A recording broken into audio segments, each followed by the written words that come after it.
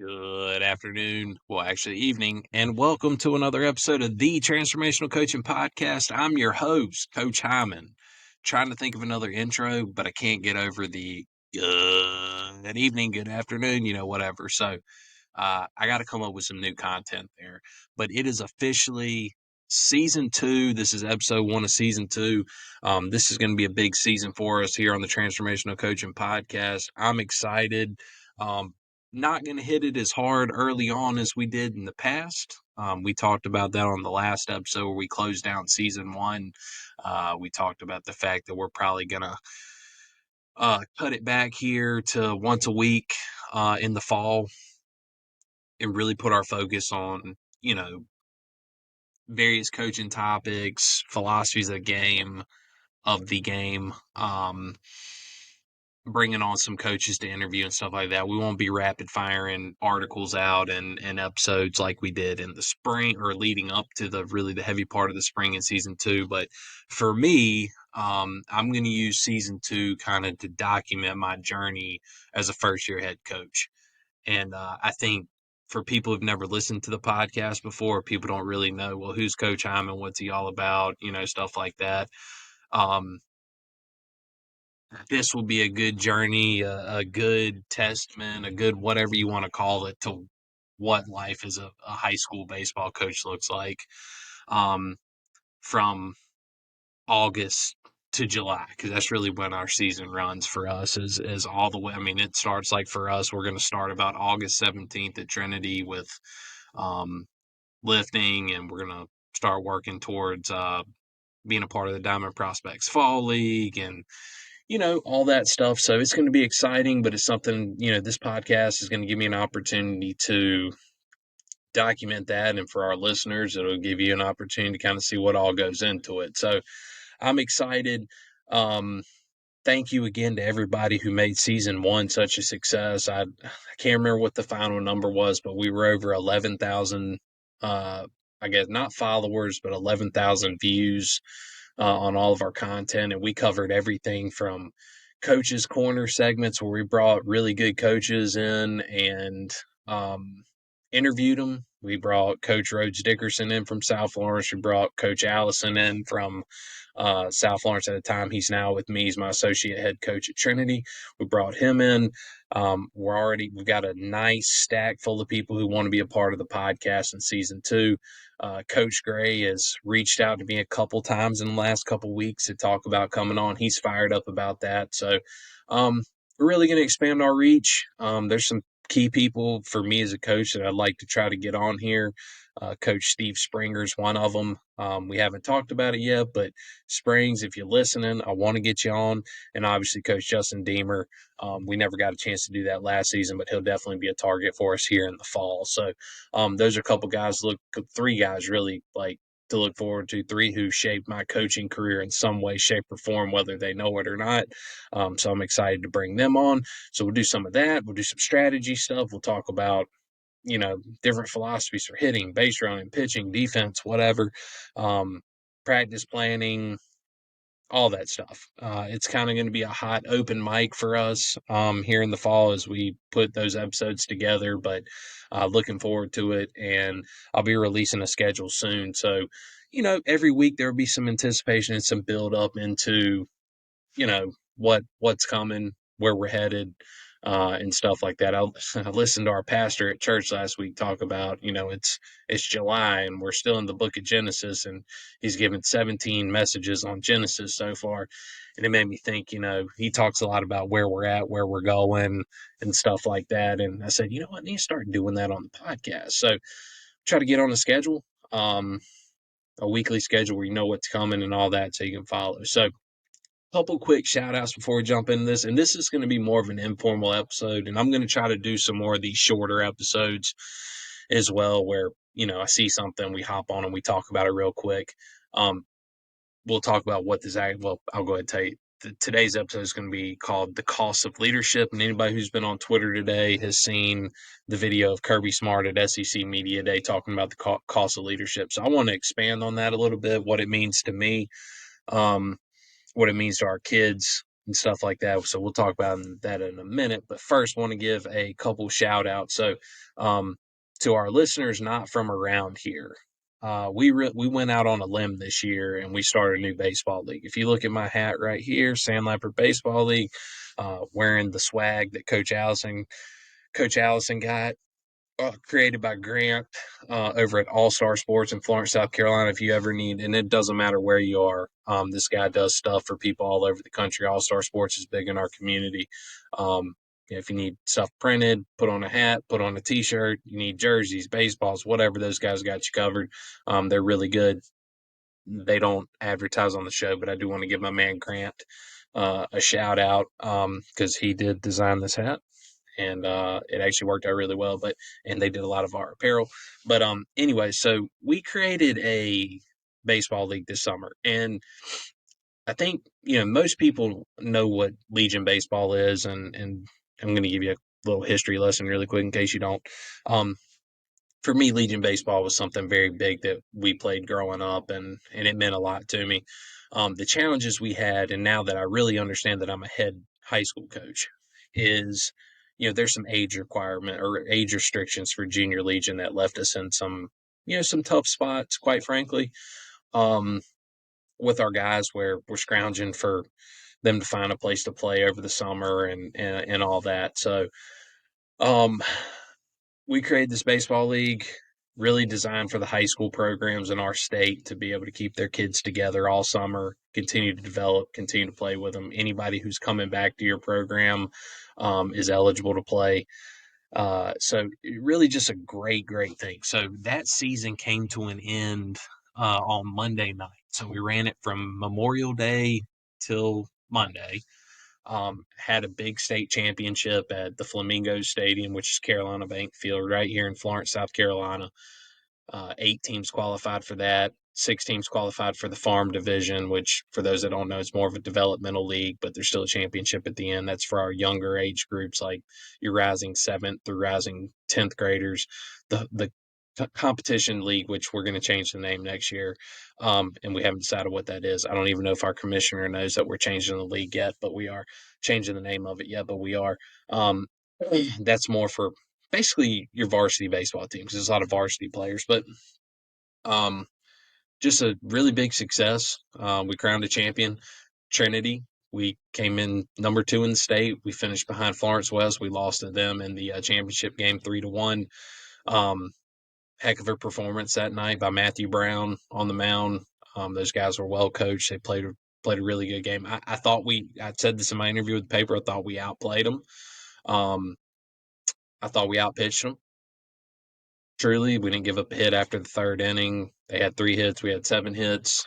They just executed on some key moments, and we didn't. So kudos to them. Hats off to them. They did a great job.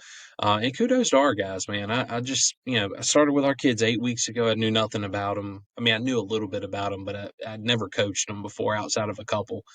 And those kids and their parents on both teams, we had 2 teams. And I didn't really get to coach the younger guys the way I wanted to, but I just got to observe them a lot.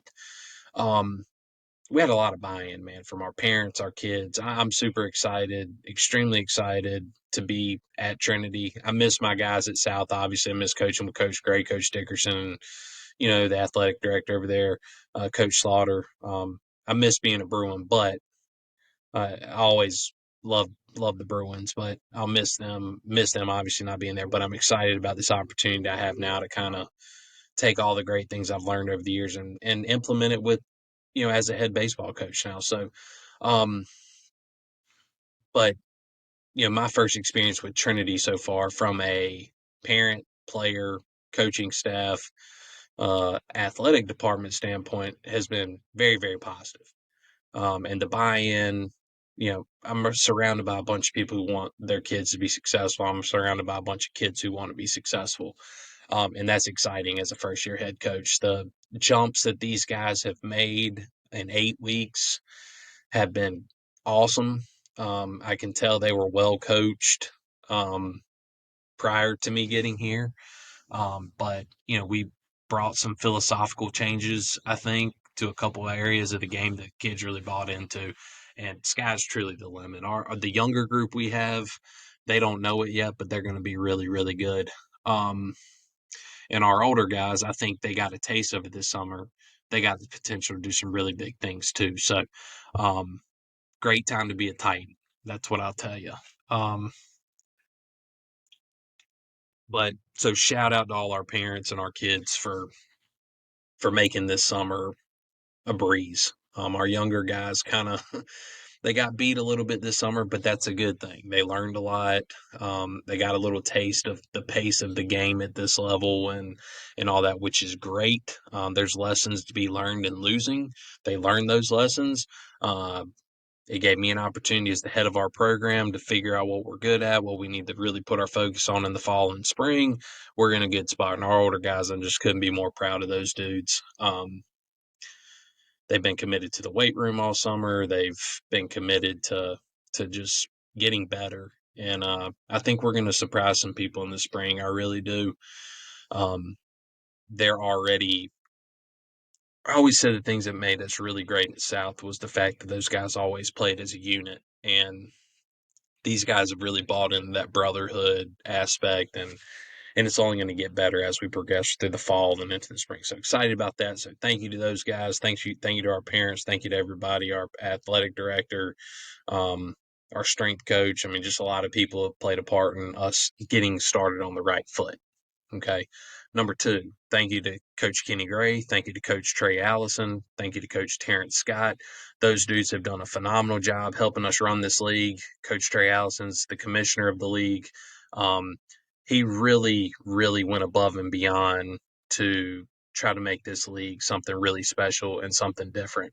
Um, he's never ran a league before, but I mean, the things he did behind the scene to make this summer a success, absolutely hats off to that guy. Tremendous job. He was one of the biggest reasons why our league was such a success.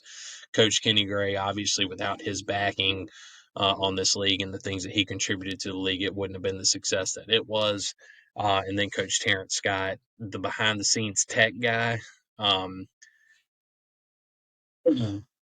he makes it happen technologically. I think that's the word from a technology standpoint. He's really good, just getting the website squared away, the graphics, running a team at the same time. Just total team effort there. But real proud of those guys. I'm glad we're associated with them. We've got bigger things coming for Sandlapper Baseball. We anticipate to expand this thing farther, not just into the summer, but potentially we're looking at working with the high school leagues to figure out, okay, can we do something in the fall? Um, can we host some tournaments in the fall and the spring? Can we do a high school fall league? Can we do a hack attack league? I mean, there's a lot of things we're going to look into and figure out that's going to continue to help high school coaches. So stay tuned on that. Also want to thank some other people that made our tournament run very smoothly. People like Chris Warner, who hopped on the Game Changer. We had some people who worked the gate for us, which was a huge help. We had Marcus Evans, DJ Marcus, Marcus being Marcus. Give my man a shout out. Give him a look on Facebook, Twitter, or not Twitter, Instagram, TikTok, whatever. Did a great job keeping that fire and enthusiasm pumping through the stadium every night. He was the DJ. So shout out and kudos to him. Just phenomenal job. Um, Tim Wilson, Florence, or City of Florence from the City of Florence, and my former coach Stephen Dill. Those guys did a tremendous job just getting those facilities ready.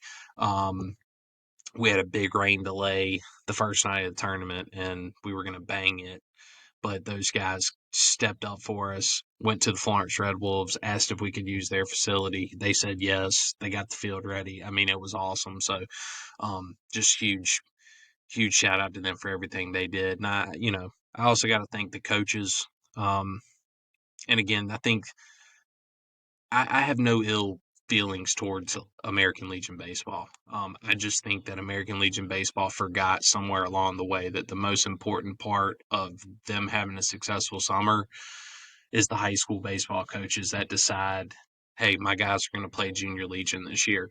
And so I want to thank the coaches who went out on a limb, not knowing anything about our league, you know, it could have failed. It could have been a total failure. They took a chance, and they were a big reason why this league was successful. So thank you to you guys.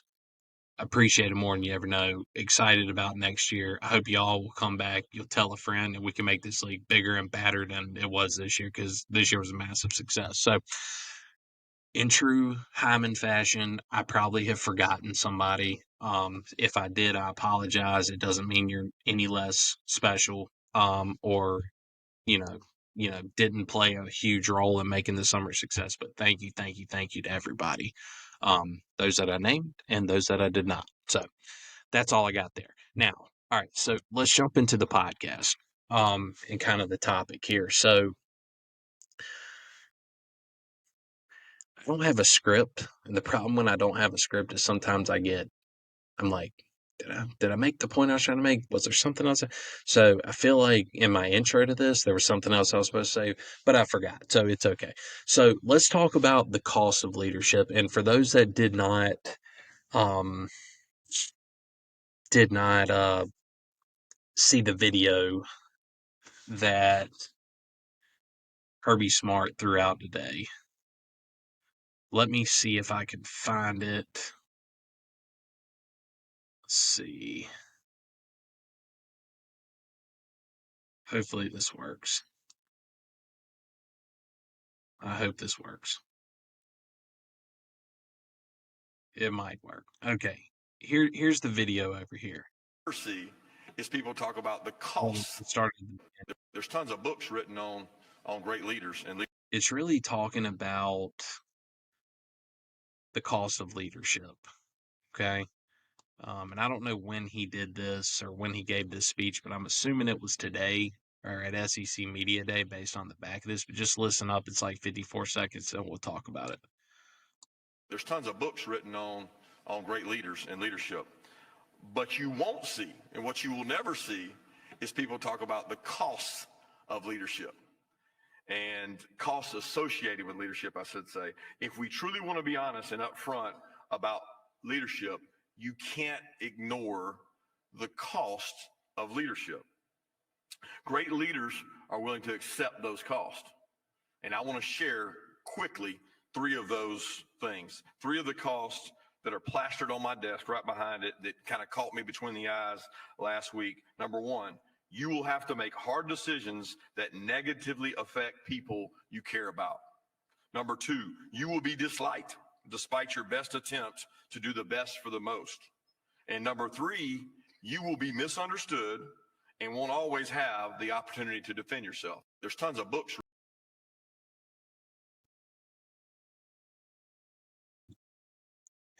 Okay. So hopefully y'all can hear me again. But that was the video that I've been referencing, that we referencing for the podcast. And I think it's a really, really important thing, because not just like when we think about leadership, like we're adults now. I'm a coach now, so I've got to be a leader. I'm an employee, and I'm expected to be a leader at work. Um, I'm a husband and a father, so I'm expected to lead my family, right? You know, what does that mean though? Like, I think as a coach, like we're always preaching to our kids, like, be a leader, lead by example. We need great young men to lead our program, and to have great culture, we have to have good leaders. Like, we talk about leadership like it's just this really, like, you wake up one day and you're a leader and it's all peaches and cream and it's great, and oh, I'm a leader, everything's good. Everybody thinks it's sexy, and the truth is it's not. And I think this is, as a coach, I've got to do a better job of this. As a parent, I've got to do a better job of this. I think all of us have to do a better job of really preparing our kids for how nasty leadership can be. Um, because it's not easy to be a leader. And, these things that Coach Smart are talking about right now, they're 100% things that we should be talking to our kids about and explaining to them, like, there is a cost that comes with being a leader, and it's going to be tough. tough at times. Um, it's going to hurt. You're going to be, it's just tough. And now that I'm a head coach, I kind of have a little bit better understanding of all this. Whereas before, I had the fortunate whatever of, coaching high school baseball under my former head coach, Kenny Gray. And I think what I realize now is when you're an assistant coach, everybody loves you, right? The parents love you, the kids love you, everybody loves you. But they love you and all that be not just this that sounds bad. They don't just love you because you're all these great things, but it's easy to love the guy who they're not shoving the camera in your face after the game. It's easy to love the guy who doesn't write the lineup card out. It's easy to love the people that don't have to really be the people who make the final decision on lineups and playing time and discipline and stuff like that. And that's something that in 8 weeks of being a head coach, I'm starting to figure that out. And the cost of leadership is something that I honestly people had talked to me about, but I really hadn't put pen to paper to kind of like think about, okay, well, how are you going to handle these things and blah blah blah. Like, so let's talk about that. Because collectively as adults, collectively as a coaching community or, working professionals or whatever, there's got to be a better way for us to make sure that we normalize these things for kids and prepare them for like, okay, like you have leadership. I've got kids in my baseball program right now that are going to be great leaders. Um, I've got rising freshmen who are going to make tremendous contributions to our program over the next 4 years that I'm going to expect them to lead. But what am I going to do as their leader to prepare them for life as a leader? So let's talk about these costs and kind of break them down brass tacks and figure out, you know, what's what and how we can use these things to kind of prepare our kids moving forward. What does it actually mean and all that? So, and now I'm having that moment. Side note, I'm having that moment where I wish I had some notes in front of me because I'm totally getting off task and I'm totally losing it.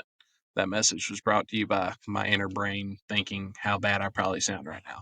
Anyways, all right. So the first thing Coach Kirby Smart talked about was you will have to make hard decisions that negatively affect people you care about. That's cost of leadership number one. When I think about what that means to me as a coach, I can use a real life example of this right now. Um, Hard decisions, and this is just something that's I'm going to start like something as simple as just making out a lineup card, right? Um, I think everybody's a fan of yours until you make your first lineup card out, right? And then your second one and your 10th one, and you're constantly being kind of judged by parents on who you're putting in there and whether or not that kid is their kid who's in the lineup or he's not. And even when he is in the lineup, they don't like where he's hitting in the lineup or where he's playing or whatever. So um, that's really of no consequence to me because the parent aspect of that doesn't bother me. But the people that it does negatively impact and are the kids that maybe don't have the role that they want, right?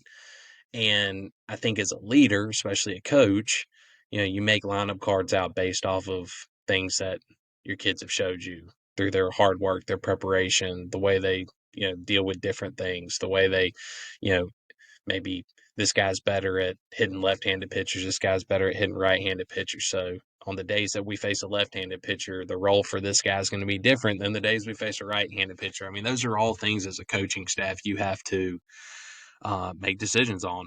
And unfortunately, those decisions negatively impact the people you care about, which are your players, because not everybody's going to be happy, right? We talk about a lot, and I talk a lot as a coach about players embracing their role. And if you don't like your role, there's an opportunity for you to improve your role. There will always be opportunities to improve your role. Um, we talk about we talk very openly about this stuff. We're going to have exit interviews with our guys in 2 weeks, just kind of breaking down the summer for each one of them and give them clear expectations on, hey, going into the fall, going into the spring, this is kind of where you're at. And here's how we envision your role moving forward, and here's the things you got to work on and improve, and blah blah blah. So a lot of times as kids, and parents especially, they don't take all like those conversations into consideration when they get upset about playing time and the position you're playing and what your role is. They see it as, you know, my coach doesn't like me, or my coach favors this kid, or my coach does this or does that. It's just not true, right? But this is the cost of leadership. When you lead a group of people, those are the type things that are going to happen. So you have to have tough skin. I told my wife came to the game the other night.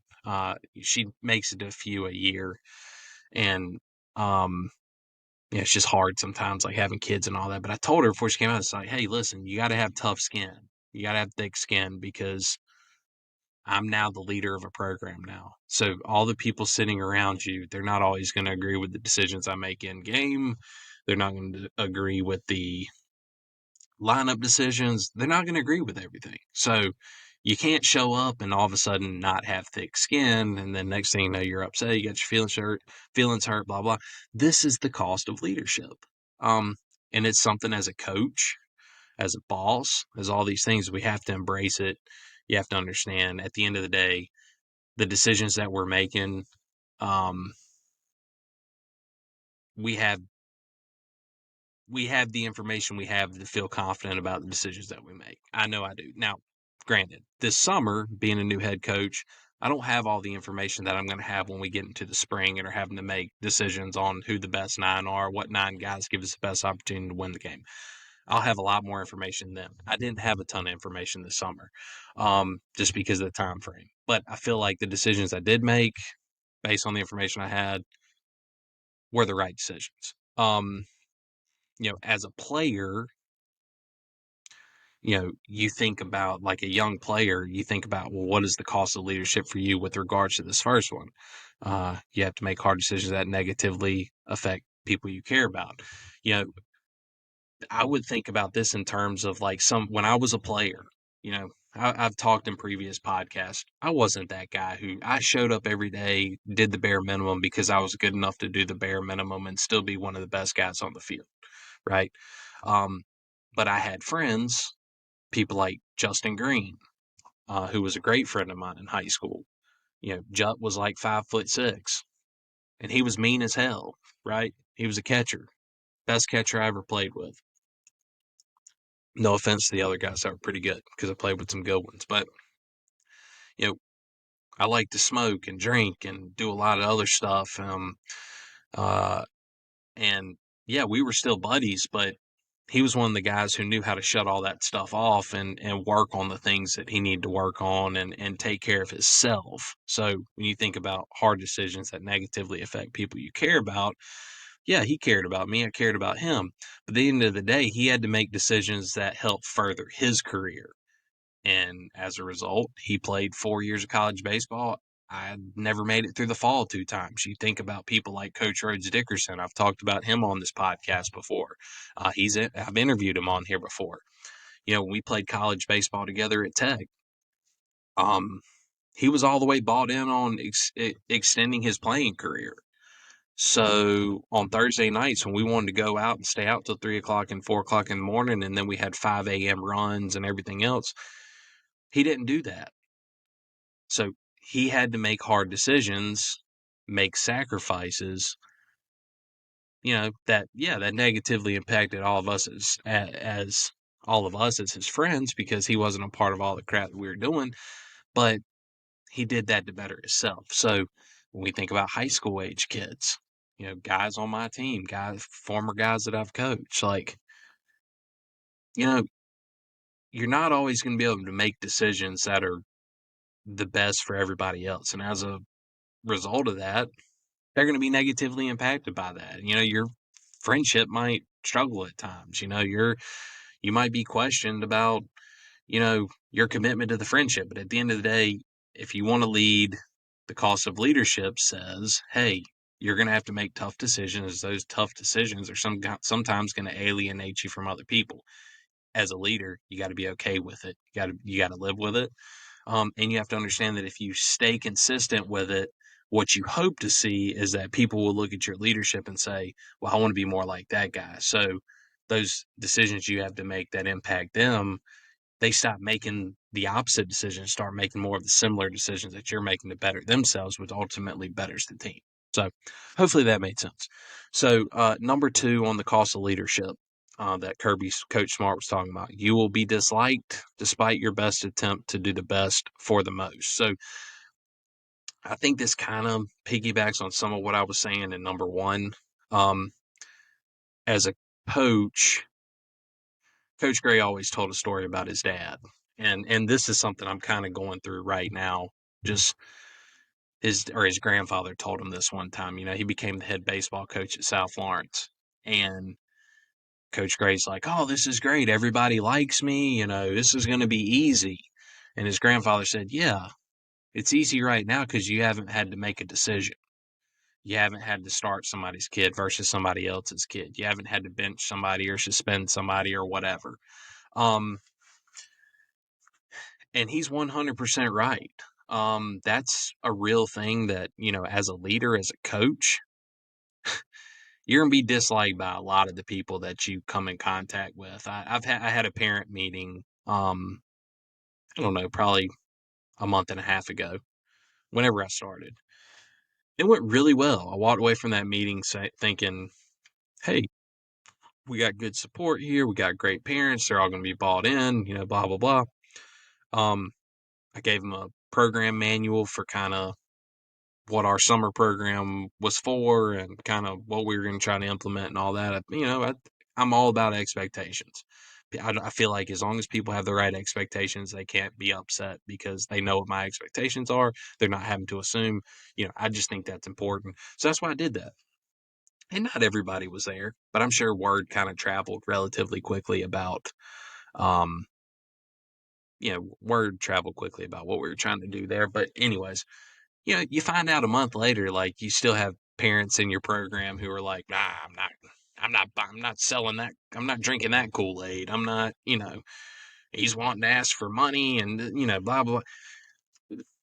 So you have a couple bad apples in every group who it doesn't matter what you're going to do. Even though, like, for me, I have this meeting, I'm talking about fundraising, I'm talking about our vision, we're talking about all this stuff and all the great things we're going to try to do here with this great group of kids we have and this supportive group of parents. And there's still going to be naysayers that say, nah, I don't like that guy. Nah, I don't, for whatever reason. And if somebody doesn't like me, tough cookies, man. I don't care because I'm not here for you. I'm here for your kids. Doesn't matter. Um, but it is what it is. But I realize now, like as a head coach, it's a lot different than being an assistant coach because you are going to be disliked.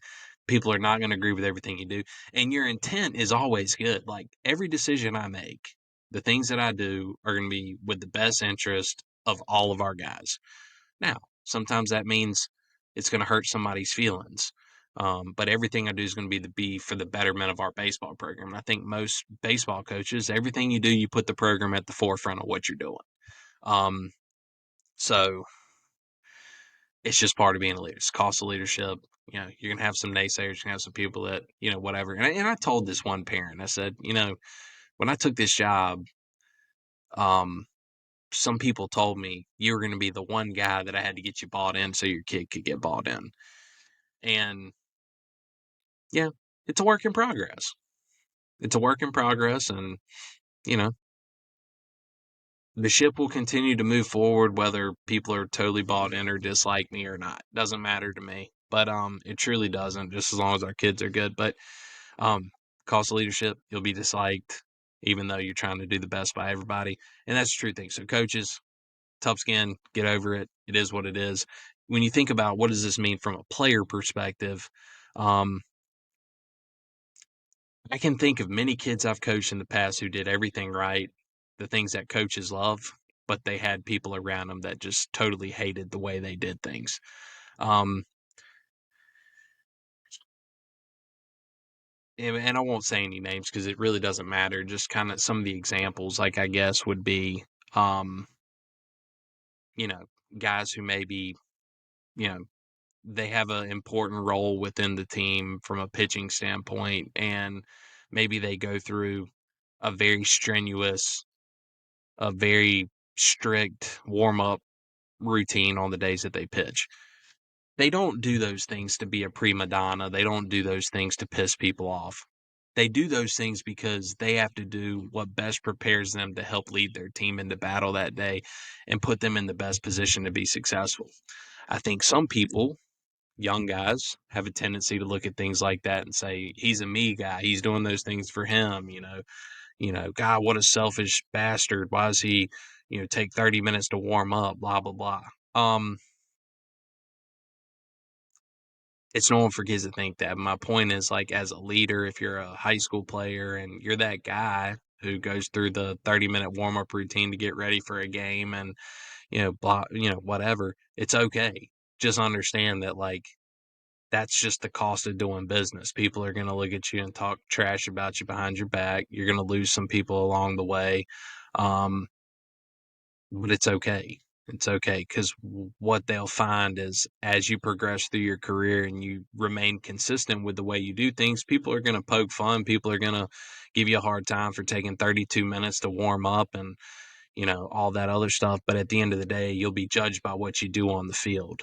And, I think the specific guy I'm talking about, I think, yeah, his teammates probably gave him a hard time, and maybe some parents dislike, which doesn't matter.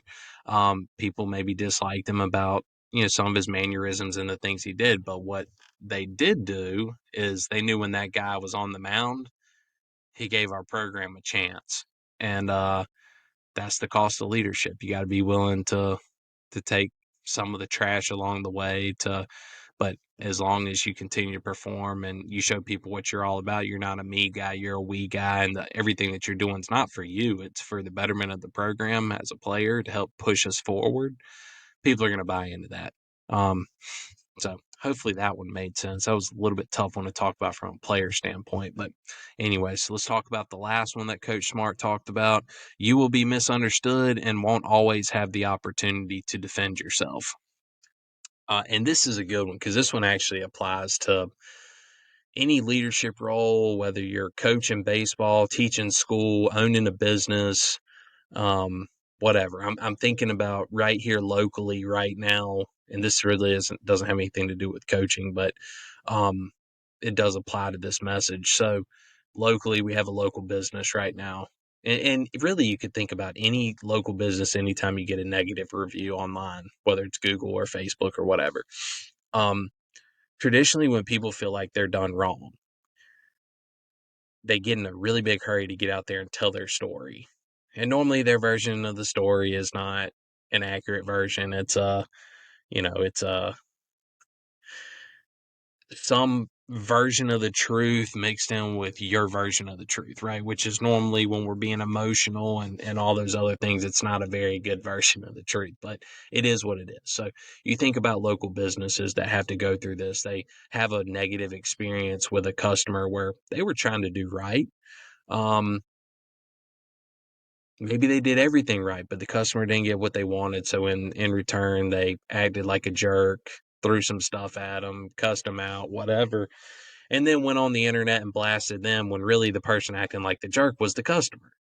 But because they're spending the money, they say, hey, well, I'm spending the money, so I can lie and disparage your name. And, then they get a whole community of people to hop on the internet and do the same thing. It's really unfortunate. But I was watching this unfold on the internet earlier to a local business here, which I know the people who run the business and I know what they're all about. And I know the story behind what actually happened. And it's not something they would do.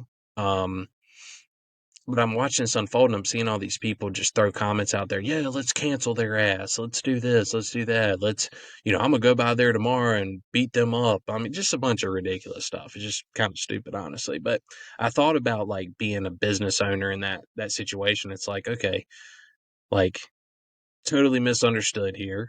Okay. Somebody throws something that's not true about you out there and you have nothing you can do. Like you're not this business owner isn't going to have an opportunity to defend themselves because of the situation and the people, and it's just an unfortunate situation that they've been put in.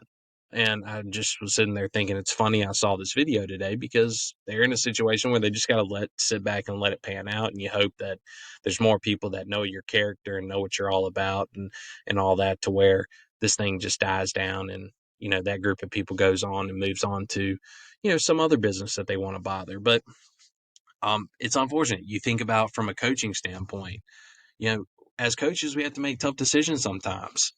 You know, as far as who do you keep, who do you cut? You have discipline. You have to discipline players sometimes, and sometimes that discipline is a guy's got to get kicked off the team, or he's got to get suspended, or whatever.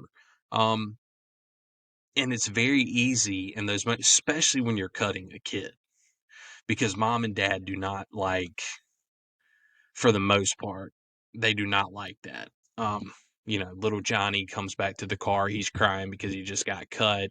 One thing we did at South is we tried to have an open conversation with those kids about, okay, hey, here's some things you did well.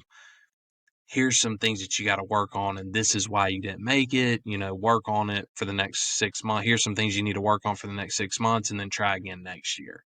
You know, a lot of times that message doesn't get back to the parents. So I've had to sit in on many messages, or many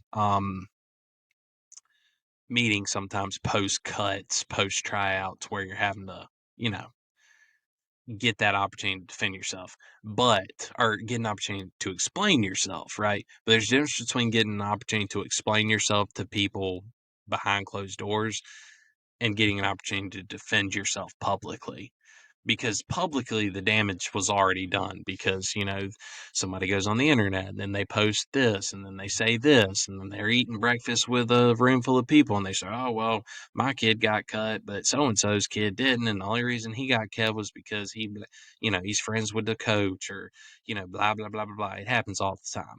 um you know, but that's real life example as a coach. Like, you're going to be misunderstood and you're not going to always have an opportunity to defend yourself, but it doesn't really matter because that's the cost of being a leader. That's the cost. That's what we signed up for. We signed up for having thick skin and saying, it doesn't matter what mommy's saying about me. I know I'm justified in why I cut the kid. I wasn't ugly about it. I gave him all the opportunities, gave him a fair shake, gave him things he needed to work on, blah, blah, blah. It's unfortunate though, because sometimes, like, it's always the best kids, the kids that you're like, man, I really love that kid. Like, but in this business, you can't keep every really good kid. At some point, you have to look at, their trajectory in the game and whether they can help on, in our case, in like high school football, if they can help you on Friday nights at the varsity level. I mean, it's what it comes down to.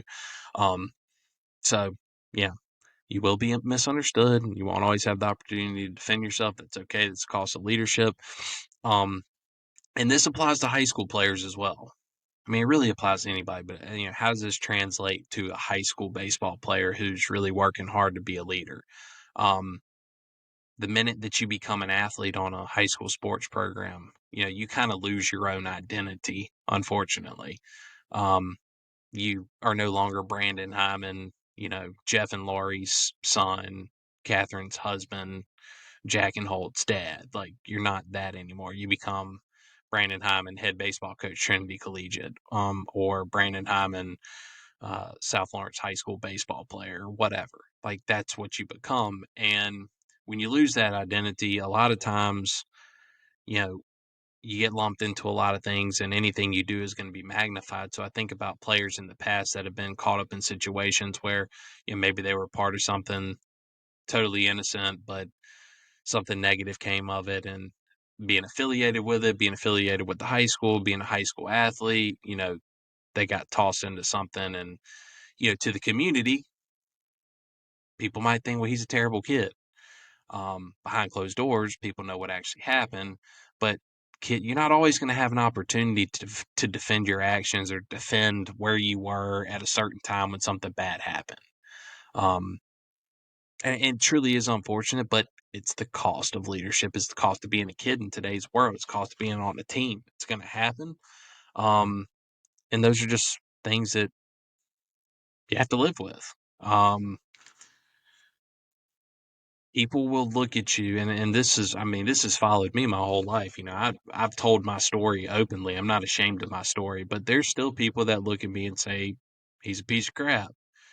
He ain't nothing but an old drug addict. He's, you know, he was a terrible kid. I was like, it's okay though. Like that doesn't bother me because I'm good with who I am, and I understand like there's going to be haters and there's going to be people who say, he shouldn't be able to lead men because he went through this tough time in his life. Doesn't matter. As a young guy, the things that you do now, they'll follow you till you're an early adult. Um, and depending on what your role is in the world at that point, it may follow you deeper than that. The things I did in high school, sometimes people still talk about that in terms of judging me as who I am as a man today. Um, and that's okay. That's what we signed up for. So, you know, as a young guy, we can't you can do everything you can to protect yourself from those things, but sometimes shit's gonna happen and you're not gonna be able to defend it, and you're just gonna have to eat it and wear it. And the people that know what you're all about, they're not gonna, judge you. And the people that don't, they're gonna use this as every opportunity to disparage your name and disparage your family's name and everything else. It is what it is. And my point to that is, you know, as long as you do things the right way consistently, you look at the three things we talked about, the cost of leadership tonight. As long as you continue along the path of doing things the right way, in the end, it's not going to matter because you're going to have the group of people that are detractors are going to be so few and far in between that it's really irrelevant to everything you do now. Um, but in the moment, it stings. I mean, listen, there's things that happened in the last couple of weeks for me as a coach that, you hear things about, certain parents saying this or not, being as supportive as you'd like them to be about what you're doing here at Trinity or, what it stings. We're human. You want people to like you. You want people to be bought in. But it's part of the business. It's the cost of leadership. It's what we sign up for when we choose to be different, when we choose to have the courage to do the things that other people aren't willing to do. It puts a target on your back. And, you know, somebody told me the other day, we were about to play the championship game for our Sandlapper League. And somebody said, "Man, you got a target all over your back." And I was like, "What are you talking about?" They're like, "Man, those West people, they're really upset about something you said on your podcast about, they got great players but they don't have great culture, right?" That's not what I said on the podcast, but I didn't have a chance to stand in front of that group of people and say, "Guys, y'all need to go back and listen to what I actually said in the podcast." That's not what I actually said. Um, but it is what it is. I don't, you just accept, hey, this is part of life, and if I let everything like that bother me, and it truthfully, like when they told me this, it did bother me temporarily, but I was like, you know what? Um, I said whatever I said, and if it was misconstrued, it was misconstrued. It is what it is, but it doesn't change what we're about to do today. It doesn't change my ability to be a great coach. It doesn't change my ability to try to get our dudes ready. It doesn't change our kids' ability to go out and play a great game. So worrying about it's not gonna do us any good. So, but that's just an example of like how something can get misconstrued. And yeah, I don't know, I don't have an opportunity to explain myself to whoever the parent was who tried to use that as bulletin board material. um yeah Anyways, so that's kind of where we're at. As far as Kirby Smart's little message today, I thought it was important. Is something that kind of resonated with me a little bit, so I did want to hop in here and talk about it. So remember, according to his video, here's the three things he talks about. You will have to make hard decisions that negatively affect people you care about. It is what it is. If you want to be great, if you want to lead, it's going to suck at times. Okay. You're going to have to make tough decisions that make you not popular. You're going to have to make tough decisions that, don't sit well with your friends, sometimes even your family, right? But how bad do you want to be a leader? You will be disliked despite your best attempt to do the best for the most as coaches, um, as a head coach, especially. It is what it is.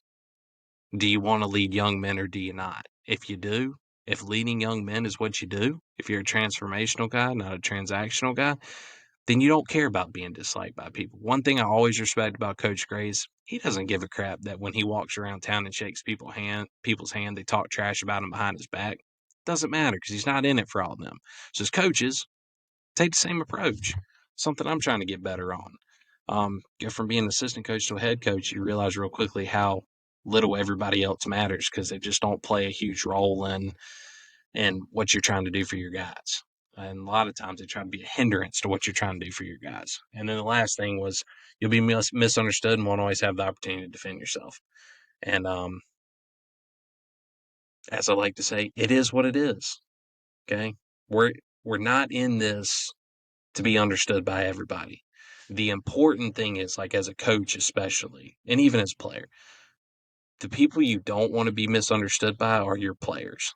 Okay, and for me, like that's my kind of commitment is I keep it open communication wise and keep it just straight up because I never want there to be misunderstanding to where one of my kids walks away and doesn't really know how I feel about something or know what my expectations are, or know whatever, and I lose them, you know, and you never know you lost them, because they just go home and they say something about it, and then their parents are upset about it, and they're upset about it, and now you're having to play defense. Just hit it right on the head with every kid you have. And if they don't know how to deal with it today, if you keep hitting it on the head with them, they'll figure out how to deal with it. And as a result, you're going to make them a better man, better young lady, whatever in the process. Um, and then as players, always keep that stuff in mind. Like you're going to be tied up with things sometimes that you really didn't have anything to do with, but because of who you are, who your family is, what team you represent, or whatever, um, you're going to be misunderstood, and it could potentially negatively impact you. There's a player on Twitter right now. He played, in fact, I should have talked about this, but he played he was at Lake Point, I believe, this following week. Yeah, Aiden Larkin, 2024 guy, PBR Georgia, posted this. This guy hit 3 jacks in a tournament, right? Hit like the tying and go ahead, had a home run, 3 home runs in the championship game. Does a bat flip to end the game, or not end the game. It does a bat flip, and it's all over Twitter. I mean, this thing's been viewed probably 20,000 times in the last day or so. But you think that guy wasn't a little bit misunderstood, right? Um, Celebrating, and listen, I'm not a big bat flip guy. Just as a caveat, I don't like it all that much, but listen, this is emotional. A lot of these people are really big on the travel ball thing and what it means, and whatever. But you think he was a little misunderstood? Got all of Twitter ripping him about respecting the game. How many people how many coaches X'd you off the list because you bat flipped, and you got some people defending him. I don't have a dog in the fight either way, but that's a good example for you do something, you're a competitor, you didn't mean it in a negative light, you didn't do it. It's no knock on him as a person, but a lot of people misunderstood what he did, and now he's not going to have an opportunity to defend himself because there's going to be people that will forever be detractors of Aiden. Can't remember whatever his name was, Aiden, whatever, for the bat flip instead of like being supporters of a guy who's a hell of a player, a hell of a competitor, who in the moment, because he had a big at bat, big hit, celebrated it. I don't have a problem with that. I don't like it necessarily as far as like, just the bat flips and all that other stuff, but it was a huge moment. Give the kid a break, right? But he won't have an opportunity to defend himself because there's going to be people who forever just detractors. X him off the list, 5-star talent, but that all these coach, no, whatever, man. That dude just freaking hit that ball 400 feet with a over 100 exit velo and played hard all week. I'm sure a lot of people are calling him, but anyways, all right, that's kind of where we're at. That wraps it up. I feel like I've said that kind of that's where we're at. I feel like I've said that like 800 times, but that's the cost of leadership, kind of breaking it down a little bit further on the 3 points Coach Smart made, how that applies to us as coaches, as parents, as players. Um, and just a little bit of insight. I just want to give some insight into that, not trying to steal their thunder. I am going to title this The Cost of Leadership, but definitely not trying to steal anybody's stuff. Just wanted to offer my perspective on it. So, episode 1 of season 2 in the books. Be on the lookout for episode 2, first week of August. If there's anything you guys want to hear specifically, strategy wise or opinion wise, or whatever, just something you're unsure of or something you want to take, a coach's take on, let me know. I don't know if we're going to start with like coaching interviews. Coach Gray kind of was wanting to hop on and do the interview, so I might start with the coach's corner as our first episode, but I'll have a schedule coming out soon on kind of what we want to do. But until then, enjoy the next 10 days of July. It's hot. Every time I walk outside, I feel like I'm getting sucker punched by the heat. But it's great because when it's like 20 degrees outside, I'm going to be like, man, I wish it was 100 degrees outside again. The grass is starting to freaking really pop at the field. A lot of great stuff happens when it's like 90 degrees outside. But anyways, so that's all we have. Until next time, be cool and go Titans. Peace.